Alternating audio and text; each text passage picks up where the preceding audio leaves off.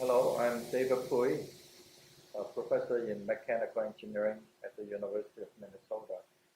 So I'm interviewing Professor Benjamin Liu. He is a Regents Professor Emeritus in mechanical engineering at the University of Minnesota. So, Ben, how did you become an aerosol scientist? Can you tell us about your education background and your personal values? Okay. I had a PhD in mechanical engineering from the University of Minnesota in 1960. Actually, my thesis was on solar energy.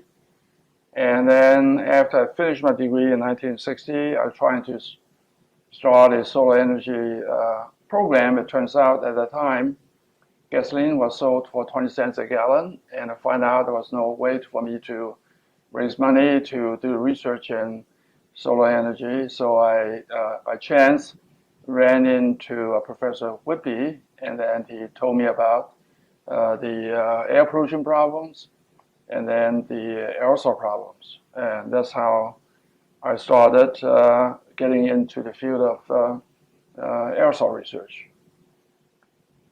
Okay, tell me about your mentors. Which aerosol scientists were important mentors in your early career? And also, how did your mentors influence your choice of research topics? Well, my advisor was Professor Richard C. Jordan. At that time, he was the head of the mechanical engineering at the University of Minnesota. And his main interest is in the refrigeration and also solar energy.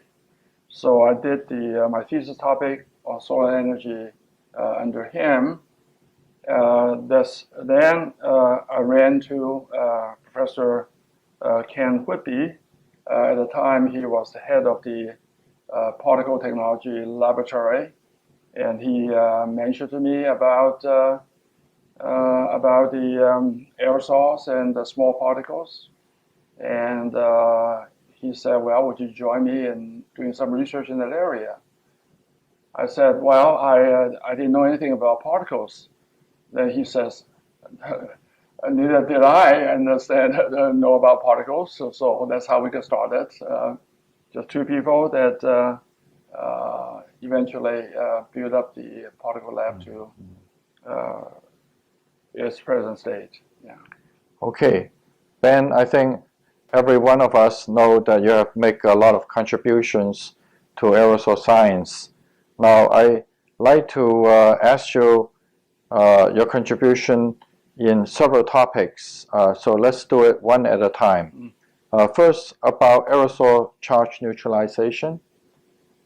Well, the first got interested in the aerosol charge neutralization because I was doing the experiments in the laboratory, and then one thing which would control would affect the behavior of airborne particles is the photoelectrical charge. It became clear to me at that time that unless we have a good way of controlling the electrical charge on the aerosols, the results are likely to be not valid because the electrical forces on the particle would tend to turn out to be the most significant force affecting the particle motion and the particle behavior. So then I became interested the way of neutralizing electrical charge. At the time, Professor Whitby has developed a sonic jet ionizer using a compressor, and with a corona needle, you can charge the particle or bring them to the neutralization. And then, of course, by using the sonic jet ionizer, you would dilute aerosols substantially. So then I was looking for different ways where we do not need to dilute aerosol, but at the same time, but can bring the particle charge to essentially a neutral state. So the first such device was a radioactive neutralizer using the radioisotope krypton-85. And then the reason that I chose the krypton-85 was that krypton is a noble gas. So therefore, if you should inhale the radioactive gas into the lung, it does not reside there for a long period. You will exhale it out.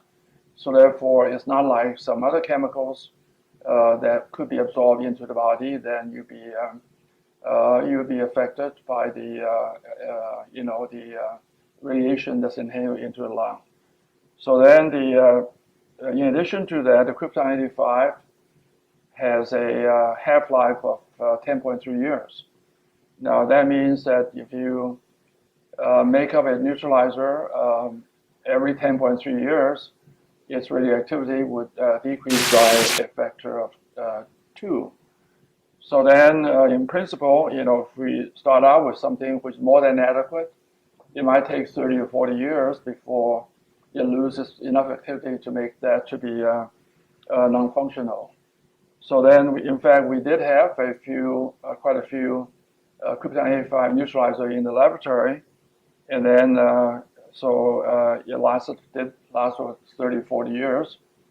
And eventually we had to stop using that because using radiation requires a lot of paperwork.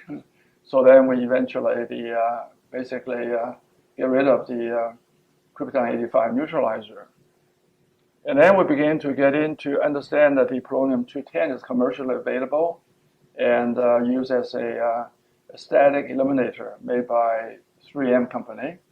So then we began to develop a small polonium-210 radioactive ionizer. But unfortunately, polonium-210 only have a half-life of 138 days, which means about once a year you have to replace the fresh neutralizer by the used one by the fresh one. But the polonium-210 is pretty inexpensive, so we're able to replace each one every year. So I believe eventually the polonium-210 become pretty popular among the aerosol research community, and so that even today I believe people are still using polonium-210. In addition to that, after I retired from the university and started the MSP Corporation, and I continued the effort of developing a non-radioactive ionizer. So we developed a electrical ionizer, and which uses high voltage corona discharge, and that ionizer is now incorporated into almost all the aerosol generation instrument that we make at MSP. Yeah, Ben, I work with you on electrical neutralization too, and you may recall that we have a couple paper in Journal of Aerosol Science and Colloid Interface Science on electrical neutralizer and Boltzmann's equilibrium that were actually highly cited. I'd like to get your insight into another topic. There's a rumor, I don't know whether I spread that rumor or not, that krypton-85, if you work with it long enough, you will have a lot of girls, such as Virgil Marple, or all his children are girls, and Dick Berglund, and so on. And then when we switch to polonium-210, all the boys coming out. So there's a rumor that maybe polonium-210 will produce more boys. Well, do you have any insight on that? Well, maybe you can do a study to see the effect of radioactivity on the sexual ratio of the offsprings. Okay. Now, Ben, we also know that you have contributed a great deal on developing aerosol particle size standard.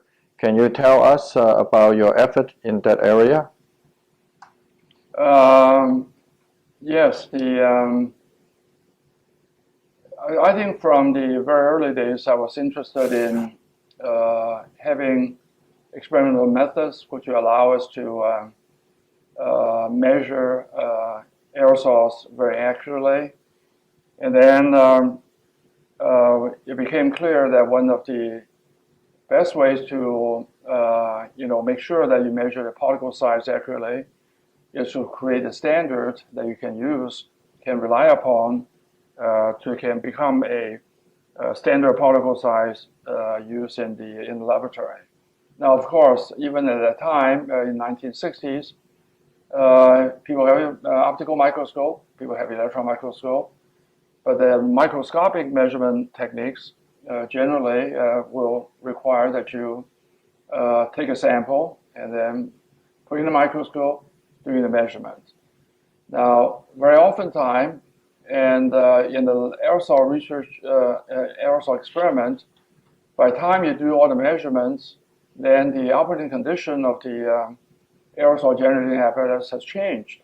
So you have continually in the cat and mouse game, you will never be able to know exactly what size of particle you are really producing.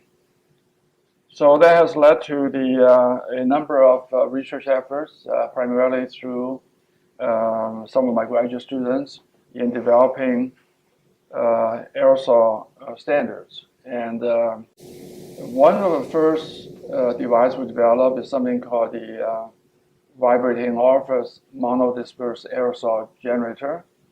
And sometimes people call it just VOAC, VOAC. The idea of producing monodisperse aerosol by using a jet of liquid, break them up into uniform sizes is really not new. It was known to a French scientist back in the 1860s, and he found that if you have a liquid jet coming out, if you superimpose on that a vibration, the droplet will turn out to be a very uniform size. But he was using pretty large orifices, the capillary tubes orifices, producing droplets on the order of 20, maybe 100 microns or 200 microns. Whereas in aerosol research, we're interested in the much smaller the droplets, which means two things. You have to start using an orifice which is very tiny, and we were able to find some commercially available orifice, platinum orifice, which are used as the in the electron beams, and then using that as an orifice to produce the vibrating orifice monodisperse aerosol generator. So eventually, this device called a VOAC become commercially available and become one of the most popular instruments used in the aerosol field. So almost all the research laboratories in the world have one such device in their laboratory collection of instruments. It turns out that the VOAC can only produce droplets on the order of about 30 microns, and then you can certainly make a solution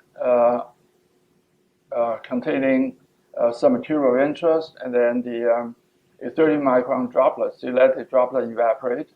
The residue particles then will become also monodisperse. So we're able to make uniform sized particles, both solid or liquid, down to about 1 micron in the particle size. So this is the lower limit of the vibrating orifice monodisperse aerosol generator. Then we have the other problem: what do you do with the submicron particles, which is very, very important in air pollution studies and the environmental measurement. So then we were basically looking at the traditional DMA, differential mobility analyzer. You were heavily involved in that particular effort. As you remember, during the time of the 1960s, early 70s, And Professor Whitby and working with Earl Knudsen has developed the theory for the DMA, which is still very widely cited in the literature. And you and I were working on the electrostatic classifier so that we can put a polydispersed aerosol through the classifier and extract a monodispersed aerosol out of it. So then we developed the DMA, you and I together, developed some micron aerosol standards using the DMA method. Yes, I understand that this is the basis of the recent ISO standard on particle concentration, and I understand that our paper was the first paper that the standard cited. Now, Ben, you did a lot of interesting application of aerosol technology. One that gives you a lot of publicity is your effort in aerosol sampling and measurement in Space Shuttle. Can you tell us a little bit about that work? In let's start the 1980s, and then by the time I, kind of developed a reputation of being someone who knows something about particles, and I was approached by NASA. They said, well, we have some problems with the particle in the space shuttle. According to the astronaut, when the shuttle, the atmosphere is clean inside the cabin, but the moment you go to the orbit and then you under zero G and nearly zero G conditions, they find the dust which is collected on the floor would flow into the air. So when the sunlight coming through the porthole, and they begin to see a lot of dust floating in the air. So then before they can set up anything to control the dust, they thought it'd be useful to do some measurement in Space Shuttle. So then they gave us a contract or a grant. So over a 2.5 or 3 year period, we developed something called the Shuttle Particle Monitor, which is a simple light scattering photometer that can measure monitor the total aerosol concentration of the dust which is floating in the space atmosphere.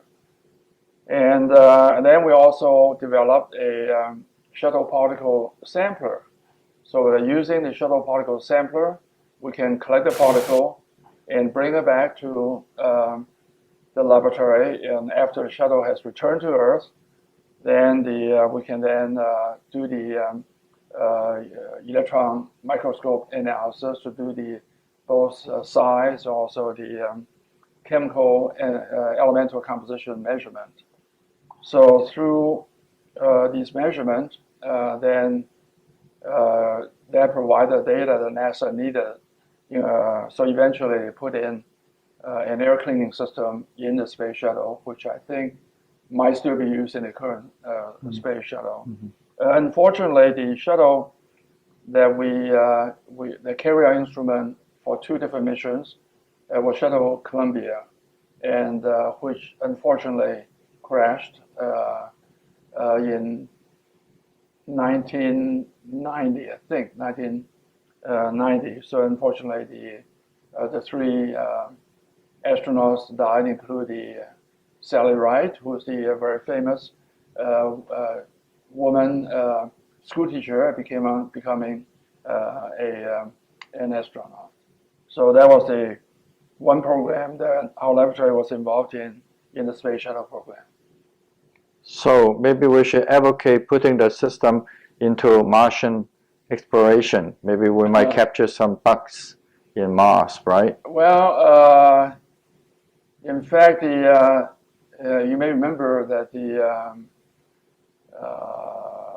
the person, Professor Al Neer at the physics, and they have a setting up the probes by the rocket to measure the comet dust.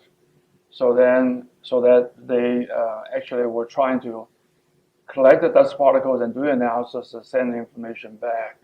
But I really wasn't involved in the program other than from time to time giving some advice how to do the measurement. So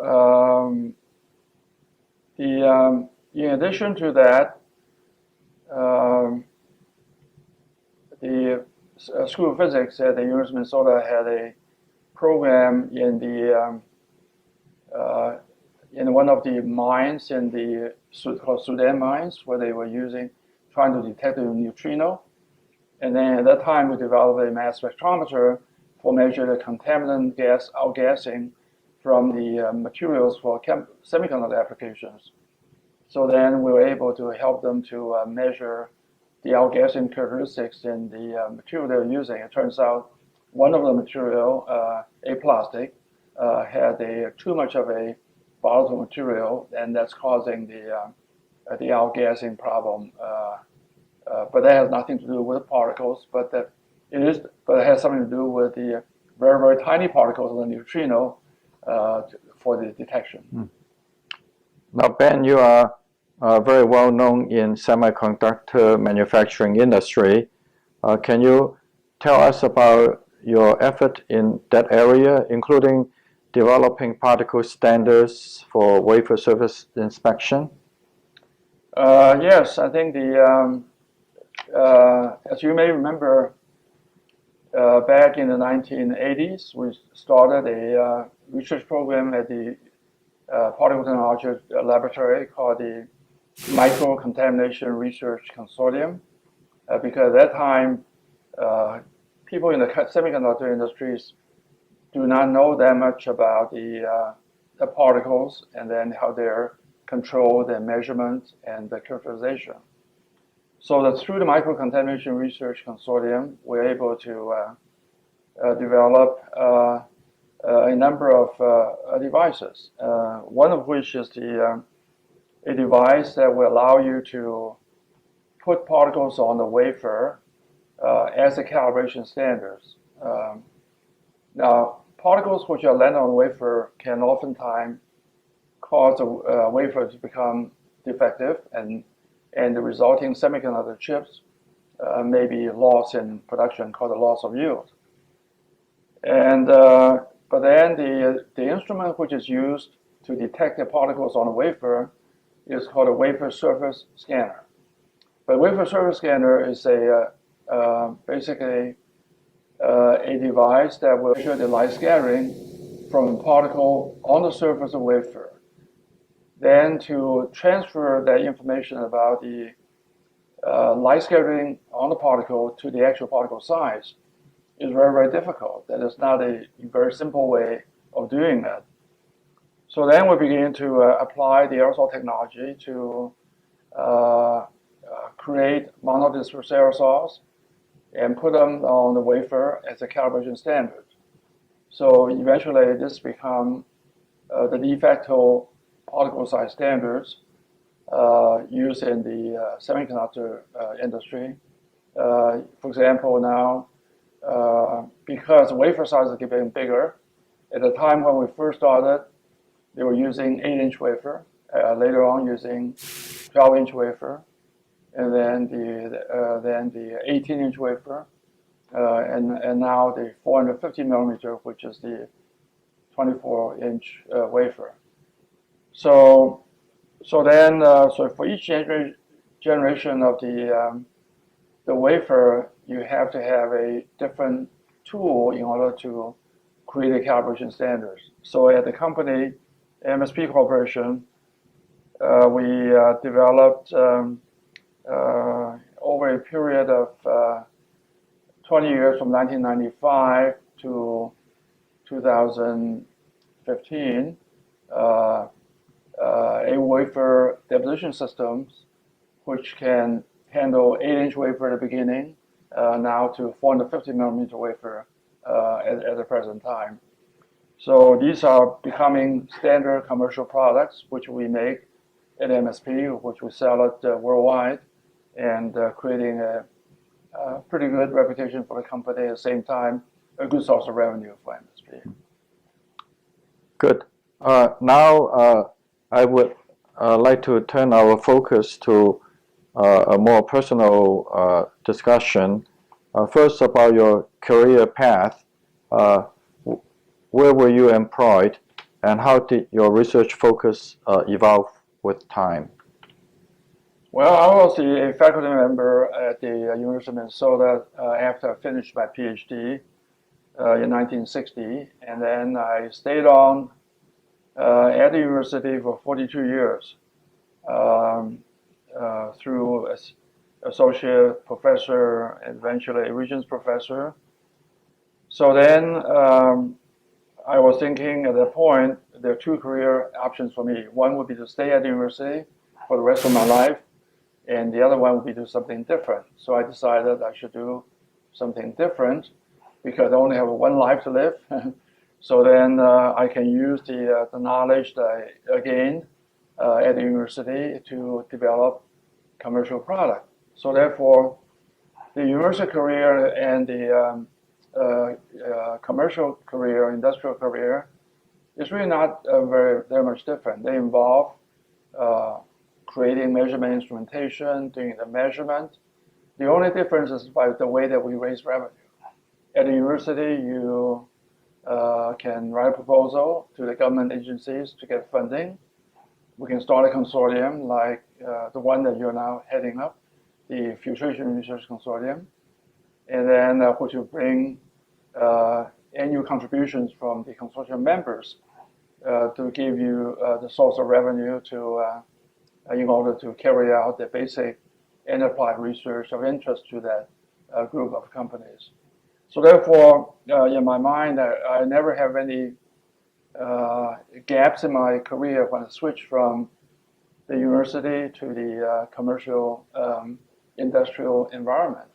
And then the only, they say the proof of the pudding is in the eating. Mm-hmm. So therefore, the proof of pudding in the commercial, the university research is that whether your research will be cited by your colleagues or get funded by the governmental agencies. In the commercial arena, you have exactly the same situation, except the money, people will spend money to buy your product only if the product is good, is useful for their purposes.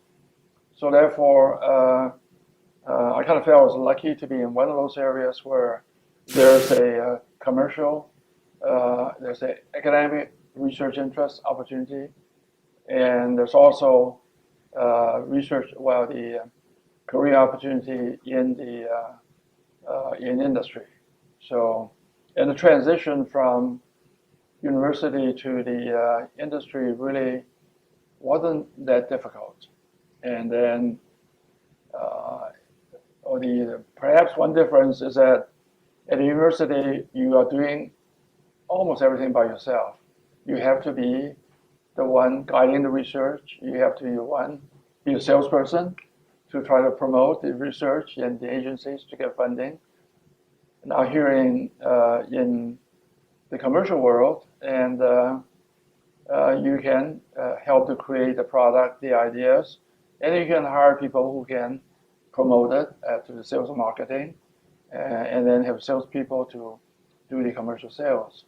So in many ways, industrial job is a little bit more interesting because you do have to convince a wider range of audience to say, I think this is useful to you, and they would give you approval is to give you a purchase order. So therefore, I'm lucky to have the opportunity to be both in the academic world and also in the commercial world. So Ben, in your mind, what are your most significant contributions to aerosol science?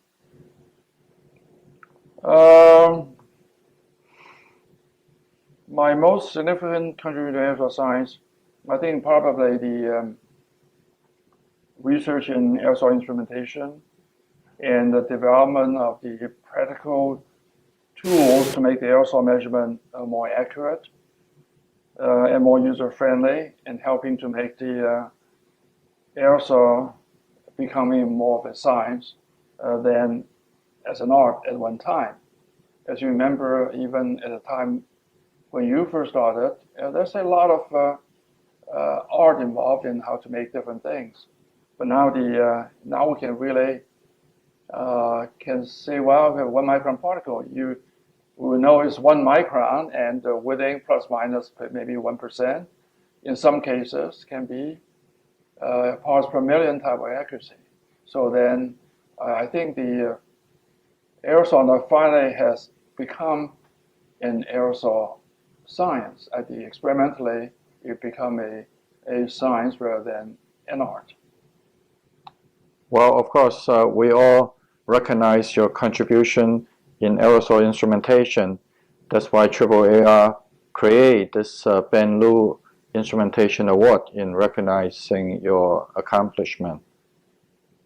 Now, next, what contributions, discoveries give you the greatest satisfaction? Well, I think in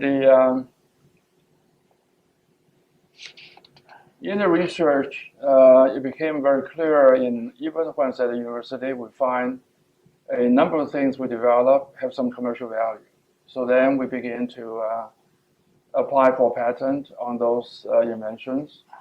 And then because if you wanted to have a technology to be licensed to some other company, generally it would be better if you have a patent available. So therefore, that's one way of protecting your intellectual property. So as a result of that, and I became very interested in the inventor, becoming an inventor. At the university, I think I and some of my students together may have 20 or 30 different patents, but over at the company MSP Corporation, we have roughly about 100 patents. Some are U.S. patents, some are the worldwide patents, and so forth. So I'm very happy to become an entrepreneur, if you will, because being an entrepreneur, you needed to not only to raise money, but also find the right people and keep them motivated, give them the promotion opportunities so they can advance in their career. So I'm happy that I've been able to establish a business enterprise. Well, right now with 55 employees, roughly 45 are in the U.S., another 10 in South Korea. So they're providing livelihood for 55 families. So that's gave me a great deal of satisfaction. I'm named a Regents Professor, and thanks largely to you for your effort in helping me to receive that very coveted title. So I retired from university as a Regents Professor Emeritus, one of the highest honors one can get at the university. I'm a member of the National Academy of Engineering, and inducted into Minnesota Science and Technology Science Hall of Fame, and also Minnesota Inventor Hall of Fame. So those are some of the so-called accomplishments. Yeah. So of all this contribution discoveries, what motivates you to work on these problems? I think the motivation comes from the interest. I don't think other people can motivate you too, but in order for you to have a sustained interest in some topic or some area of work, you have to be your own motivator. So therefore, I think because I find the things I have been doing for the last, how many years, 50 years, And this was so interesting, so I never lost interest in these things. So that the personal curiosity and interest are I think the primary driver. I think you will find that will be not just in scientific endeavor, but also in the other endeavors too. You have to be driven by yourself, and nothing will motivate better than you motivate yourself. So, what role did co-workers and collaborators play in your work? Well, I would think that almost all my work in the early days, I did a lot of things myself in the laboratory. As time goes on, I find out what the work I do the best is basically conceive the idea of some theoretical work, experimental work, and then to implement those ideas into practice, you need help. That's why at the university, we're lucky to have some highly talented students, very intelligent people that can do the work much better than I can do myself. I would say that my role then has basically shifted from that of the doers and getters to one of motivators, and then helping to establish the ideas so other people can use those experiences to become trained as a scientist, eventually can become a good scientist and engineers by themselves. So I kind of feel I'm very fortunate to be at the University of Minnesota. It's a good school and good environment. I've never regretted for a single moment that I have made the wrong choice in terms of where I want to go work for or where I want to go to education. I had opportunity to go to quote unquote much more famous Eastern colleges or the Ivy League colleges. I, for one, I've never been mesmerized by the reputation only. I think that was also a choice too myself. So. Okay, I have a final question for you. What would you do differently if you were beginning your career now? Well, aerosol is a very crowded field now, and this meeting alone, there's 1,000 people attending in round numbers, and so it was very competitive, and a lot of things has been explored by the very talented people over extended period of time. I still remember when I was reading somewhere, say, well, what's the best advice you can give to people who are starting college? And the person told me, well, try to find a short registration line. Somewhere that's not too many people are interested. You have less competition when you graduate and get a job. So the advising to people always trying to do something, not necessarily have to be mainstream. There are mainstream activities and which are exciting to give a lot of people a lot of opportunities, but there are a lot of times when you have one problem that needs a solution from 2 or 3 different disciplines, and those problems could remain unexplored for quite a while because it takes more than just one person to do it. So I would say I would give people the advice that research and development invention will continue to be, could be a good career path for a lot of people. And if I were to do this over again, I would hope I can find something equally interesting as aerosols. It may not be an aerosols, but I think hopefully would be would be very interesting too. Yeah. Okay, thanks, Ben. This is all the questions that I have. And thank you very much for spending time sharing your experience with the aerosol community. Yeah, thank you very much. Yeah, and right. To be a colleague and collaborator for many, many years. I really appreciate that. Okay, thank you.